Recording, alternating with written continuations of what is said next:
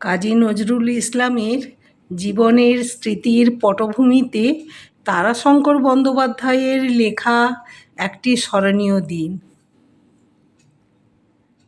আমার মন সেদিন একটি বিশেষ কারণে খুব স্বাভাবিক ছিল না। 1939 সালের অক্টোবর, ঠিক পূজার পরেই। সেদিন বেলা 12টা-1টার সময় আমার একটি শিশু সন্তান মারা গেল। কয়েক মাসের সন্তান। বেলা 2টো নাগাদ তার সৎকারের ব্যবস্থা করে শবটিকে শ্মশানে পাঠানো হলো। বেলা তখন 4টে। একটি টেলিগ্রাম পেলাম, আমি এবং নজরুল আজ তোমার ওখানে পৌঁছচ্ছি, নলিনী। বলা প্রয়োজন, আমার সঙ্গে কাজী সাহেবের পরিচয় ছিল নামমাত্র। বোধ করি 1933-34 সালে তার সঙ্গে আমোদপুর রেল স্টেশনে দেখা হয়েছিল। তিনি আমাদের ও অঞ্চলের একটি বর্ধিষ্ণু এবং উঁচু সরকারি চাকুরে মিয়া সাহেবের সঙ্গে তাদের বাড়ি যাচ্ছিলেন। কয়েকটি মাত্র কথা হয়েছিল। 1933-34-এ আমি আমার পরিচয় গড়ে তুলতে পারিনি। নলিনীদার সঙ্গে পরে পরিচয় হয়েছে শনিবারের চিঠির আপিসে। সেই হেতু টেলিগ্রাম তিনিই করেছিলেন। ওদের ওখানে যাবার বিশেষ একটি প্রয়োজন ছিল। কাজী সাহেবের স্ত্রী বাতে পঙ্গু ছিলেন। বহু স্থানে চিকিৎসা করিয়ে কিছু হয়নি। তখন দৈব ওষুধের সন্ধানে বেলের কথা মনে পড়ে। বেলে গ্রামে ধর্মঠাকুর আছেন। বেলের ধর্মঠাকুরের স্থানের মাটি এবং এক ধরনের জলজ উদ্ভিদ ও তেলের খ্যাতি বাতের ওষুধ হিসেবে বহু কাল থেকে বাংলাদেশে ছড়িয়ে আছে। দূর চট্টগ্রাম থেকেও লোক আসতে দেখেছি আমিও। পাটনার একজন LMS ডাক্তারকেও এই মাটি তেল ব্যবহার করতে দেখেছি। আমিই পাঠিয়েছি। কাজী সাহেব বর্ধমানের লোক, তাঁর নিশ্চয়ই জানা ছিল। যাক, টেলিগ্রামখানি পেয়ে আমি বিব্রত হলাম। কারণ মেয়েরা এই সময় এই আশা কেমনভাবে নেবেন ঠিক বুঝলাম না। তবুও এসে কথাটা বললাম এবং ওদের জন্য যথাসাধ্য ব্যবস্থাদি করলাম।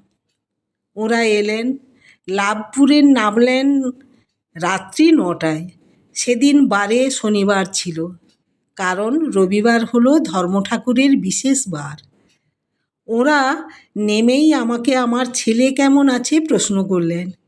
ছেলেটির অসুখের সংবাদ নলিনীদা জানতেন, কারণ সজনীকান্ত দাস তাকে কথাটা বলেছিল।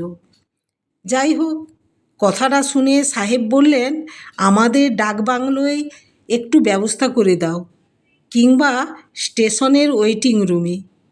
আমার আগ্রহে ও অনুরোধে শেষ পর্যন্ত আমার ওখানেই এলেন।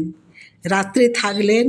সকালে ট্যাক্সি করে বেলে গিয়ে দুপুরে ফিরে এসে আহারাদির পর বললেন, রাত্রে আসর পাতো, গান গাইব।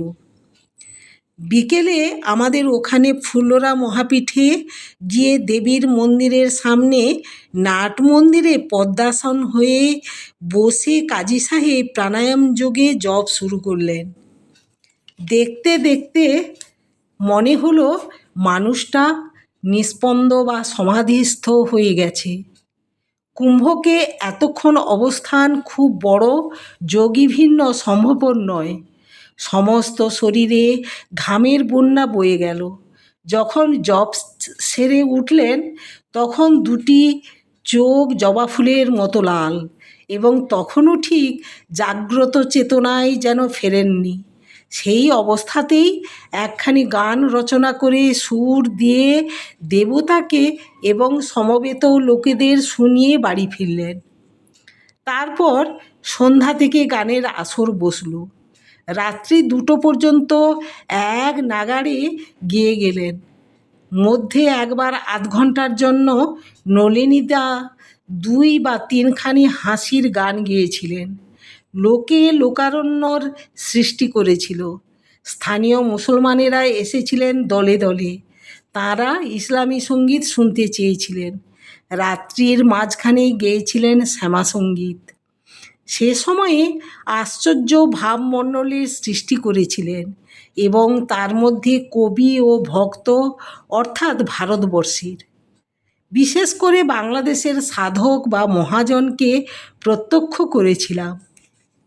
আমার হৃদয়ের সন্তান বিয়োগ বেদনার নিঃশেষে উপশম হয়েছিল এমন কথা বলবো না, তবে তার উপর যে তিনি আনন্দ শ্বেতচন্দনের একটি স্নিগ্ধ শীতল প্রলেপ বুলিয়ে দিয়ে এসেছিলেন, এ শতবার উচ্চকণ্ঠে ঘোষণা করে বলবো।